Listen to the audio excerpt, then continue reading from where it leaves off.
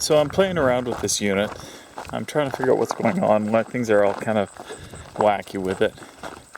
And I've been reading through the code, and basically what it boils down to is the gyro on that chip on that board doesn't measure a specific angle. It doesn't measure an actual angle. It measures the rate of change in an angle.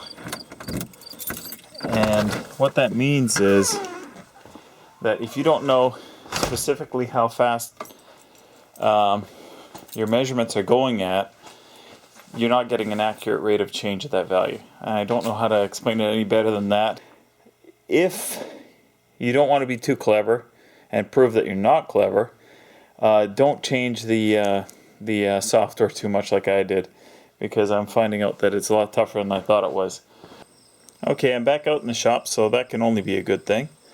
You can pretty much forget everything I ever said about what the problem was. Going through this code, there's actually a spot here where it says, and I'll read it back to you if I can find it, the value of 350 below needs to be varied by trial and error until the machine balances exactly level as tip start takes effect. What that means is there's a value in there which was not 350, it was actually 315 in his code, and I found that the right value for me is 275. In any case, that makes those angle values come out correctly. I was going through the code trying to figure out how it decides what angle it actually is at. And it looks like that value there determines it for you. And I don't know, I guess it's a characteristic of the accelerometer, or it's the mounting, or however you want to put it, but that's how that comes out. So I'm about ready to try some more testing. I'm going to try it without the motors connected at first, just to see that everything kicks in when it's supposed to. I'm not going to bother videoing it, it's not going to be interesting, but I'll video the first attempt with the motors. And what I'm going to do is I'm going to only use one battery, so I'm only going to be running them at half power, 12 volts. The controller is meant for 6 to 33 volts, I think it is. The motors are rated for 24 volts, typical or max, I suppose. But that's their rated value, I guess, so you could probably overrun them, but certainly running them low isn't going to be a problem either. In any case, just so that I'm not running this thing at 200 miles an hour and all that. So I'll get back to you in 1 second. Okay, so here we go. First trial with the motors active.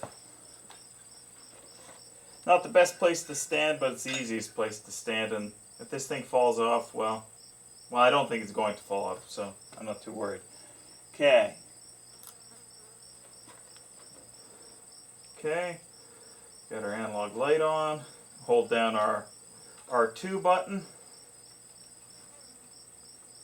and we lift her up.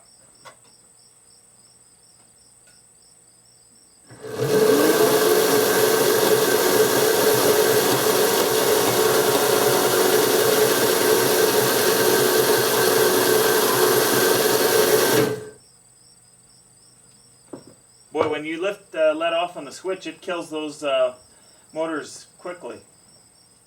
Okay, so I saw one thing. This motor's running in the wrong direction, so I'll just have to reverse the connections here. And I have to try it. Once I do that, I'll try it again, because I didn't see it going to reverse when I lifted it fairly far. So we'll see what happens with that. Okay, here we go. Try number 2. Reverse the leads on the motor on the, well, it'd be the right hand side, but it's left hand side to the camera. That's right hand side from when you're sitting in the seat. Let's give her another go. So we pull our starter switch. Oh, excuse me. Hit the R2 button and tilt start.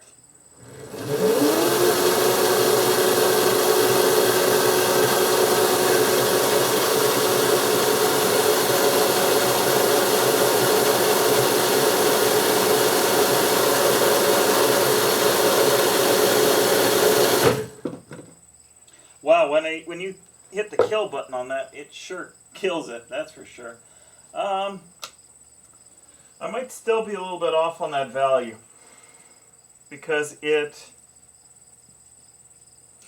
though I was tilting it back pretty far, it still wasn't slowing it down. It was still going forward.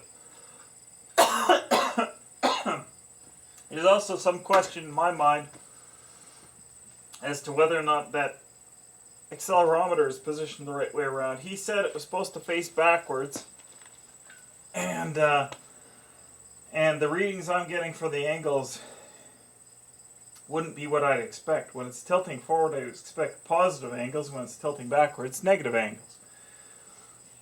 Negative motor values I'd interpret as reverse, and positive I'd interpret as forward. Now, it's all however you want to wire it. If you just wire it consistently, it's not going to matter either way, but nonetheless, it's one of those puzzlements. Okay, let me pause you guys and figure this out. Okay, so I've been fiddling around with this thing, and I decided that I didn't like, not that it really matters, but personally, mentally, I couldn't grasp a negative angle when it's leaning forward. So I moved the accelerometer around to the front of this bracket, and I reversed the polarity on both motors. So now when the motor speed is listed as a positive number, the motors are going forward, and when you've got a positive angle, you're leaning forward, and when you're leaning back, you've got a negative angle. Just mentally, it works better for me in my head. I'm satisfied. I was playing around. I could find a sweet spot where it's leaning. I still have to tweak that number in there to get that number right. It changed again when I moved that around to the front, so I'm going to have to muck around with that a bit more. I got to sort out two things, but next video I'm gonna do is gonna be of me finally doing a ride of this thing. I'm gonna roll it out here, aim it in some direction where I've got lots of space. You know, there's just a little bit of fence and page wire there and tractors, and maybe we can aim it down the race. If I end up in the corn would slow me down. Anyways, so I'm going to put the seat on. I'm going to work out where I'm going to mount that. I was going to originally mount it back here, but I think I'm going to actually mount it underneath the seat, so that two reasons. First reason is so that in a panic you could pound this button in and shut it off if for whatever reason the PlayStation controller releasing that button doesn't kill it. You know, like if the microcontroller hung and that saber-tooth thing, you know, doesn't have any kind of like what they call a watchdog, where if it doesn't get any commands, it'll shut itself off. Anyways, so I'll do that. I'll probably mount to the cross member right here, but I have to see how much space I have underneath this unit. Oh yeah, you got plenty. Oh, the motors are there. Pain in the ass. I guess not. If you mount it off to one side, you might have some room. Okay. Anyways, or I could take the motors off that I don't need. By the way, a lot of cool stuff in an electric seat, especially one that does the tilt and height adjust. I think next time I go to a salvage yard, or if I pick up some scrap car, I'm going to make a point of seeing if I can get one with some electric seats. Anyways, okay, so I got to put the seat back on, then I can mount that, then I can zip tie all these wires in place.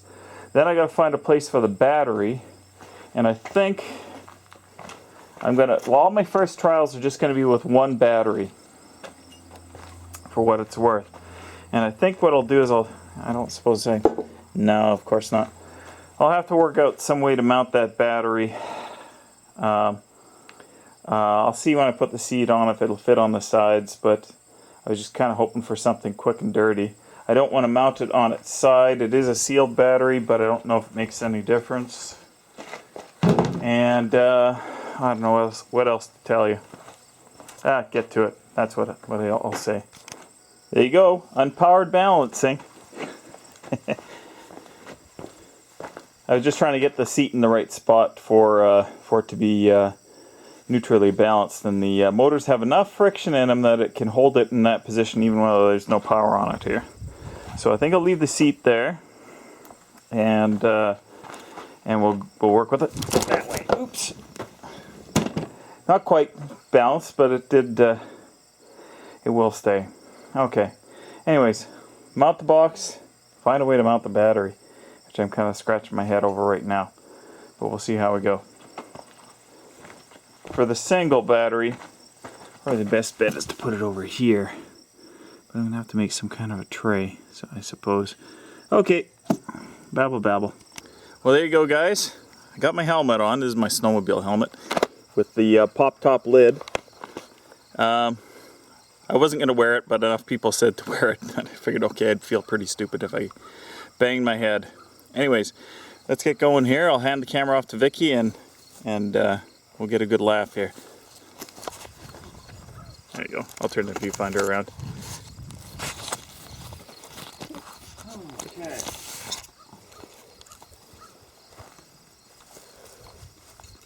Turn the power on, wherever the power switch is.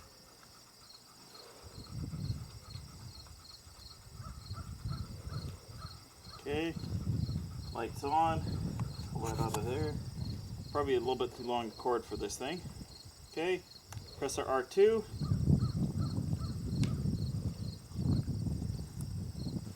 Hold on a second. It wants to go backwards.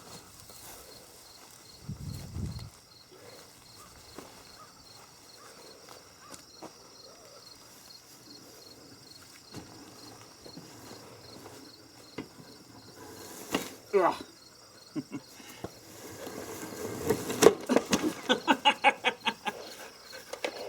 Okay, not quite a success, but probably a good idea to wear the helmet.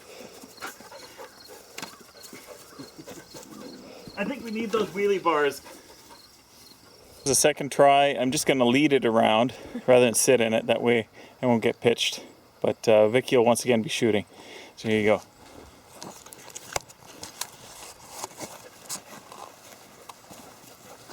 Oh, it melted that other switch. The start switch? Yeah, so I found another one. Okay, so we're on.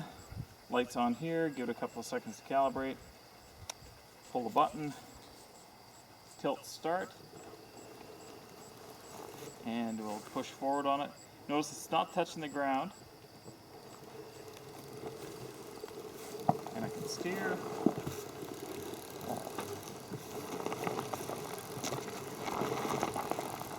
Now, I'm not stabilizing it.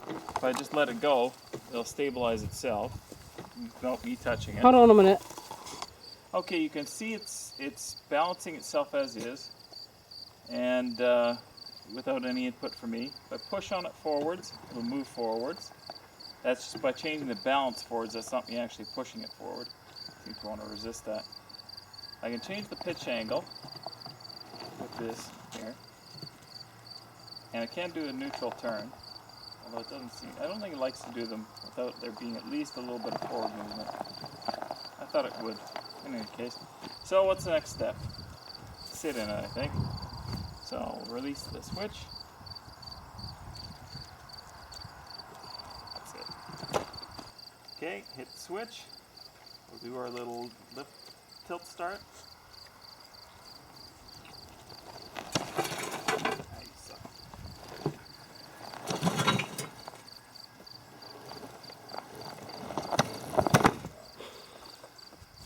No, I think I got the seat too far forward, so it's I've got to move it back a bit. You're reacting to it though, or is it just jolting you that much? Well, it's because every time I try and put my feet down on the bar here, it goes forward and it wants to really rush forward fast. So let's reset this thing again. It's a safety feature of it. Once you release the dead man switch, you have to off on it again. The wires are feeling a little warm back there. I think I need a better switch than that one either, or as well. So it might fail. Okay, we're on. Lights on our controller. Pick up the cord so I don't snag it. Got anything else in anything? Okay. Press our button down and tilt start.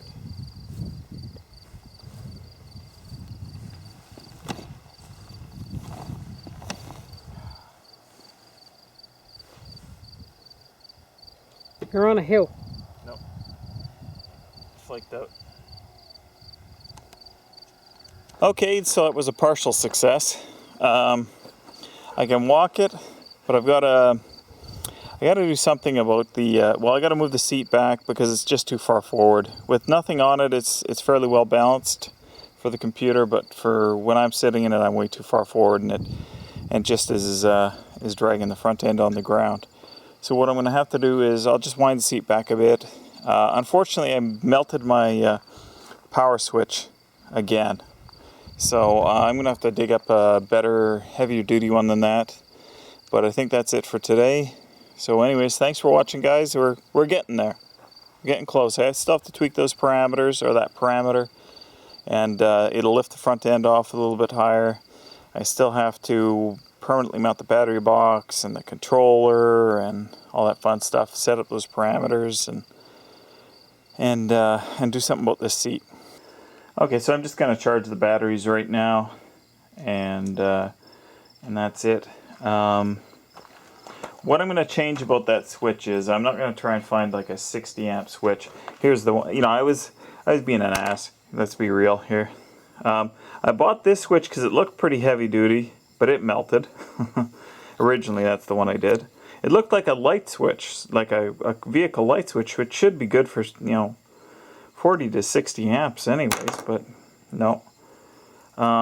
Actually, it gives me an idea. What about a dimmer switch from a vehicle? Maybe I don't have to do with that. Then I tried this one, which was, way under, and it melted as well. But actually, a vehicle dimmer switch, that's, from one of these older vehicles. They didn't bother using relays for them. And maybe they don't in new ones, who knows. But nevertheless, that one would probably be high current enough that it should be able to handle this thing. Because this thing shouldn't be pumping out more, well, for the rated current for each motor shouldn't be drawing more than 52 amps, under normal conditions. Under surge it might be a lot more, but nevertheless. So maybe that would be the next one to try and burn out. Failing that, what the smart idea would be to grab that solenoid. This is off an old plow that was on a truck that I don't have a plow for. So anyways, so I could grab this solenoid. It's probably 12 volt, but I can probably overdrive it, or I could just put a resistor in series with the coil and use that one. This looks like a pretty heavy duty switch, but even so, yeah, 10 amps at 120. Boy, that's got a lot of terminals on it. Anyways, I'm rambling. I think that really is it for today, guys. So we'll try again. I don't know if I'll try again tomorrow. I really want to go and have a look at that 88 GMC and see if I can sort that out. Apart from that, there's Tuffy busy doing something. All in sorts of mischief. Right, Tuffy? Anyways, later, guys.